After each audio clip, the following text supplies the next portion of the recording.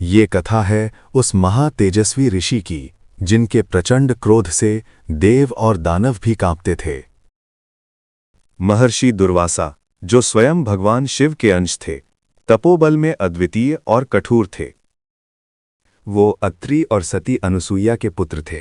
त्रिमूर्ति के वरदान से उनका जन्म हुआ। उनका स्वभाव अग्नि के समान प्रज्वलित था। उनका क्षणिक क्रोध भी विनाश ला सकता था।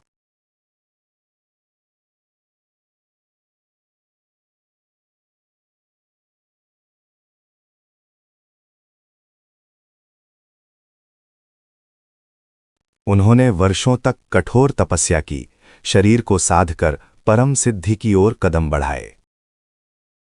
उनकी तपस्या इतनी गहन थी कि ब्रह्मांड की ऊर्जा स्वतः ही उनके चारों ओर केंद्रित हो गई। हर कोई उनके आशीर्वाद की कामना करता था, लेकिन उनके अप्रत्याशित शाप से भयभीत रहता था। एक बार युवा राजकुमारी कुंती ने अपनी विनम्रता और आदर से उनकी सेवा की। ये मंत्र किसी भी देवता का आवाहन करने की अलौकिक शक्ति रखता था। उनका सबसे प्रसिद्ध प्रसंग भक्त राजा अंबरीश के साथ हुए टकराव का है। दुर्वासा अपने हजारों शिष्यों के साथ राजा अंबरीश के महल में अचानक प्रकट हुए।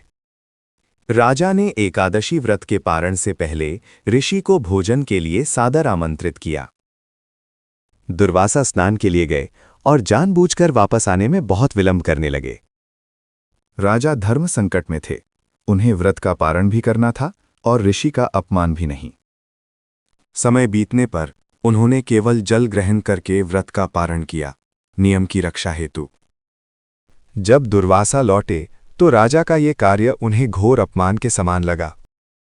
क्रोधित होकर उन्होंने राजा को दंडित करने के लिए एक कृत्या राक्षसी उत्पन्न कर दी। लेकिन भक्त की रक्षा के लिए भगवान विष्णु का सुदर्शन चक्र तुरंत प्रकट हुआ।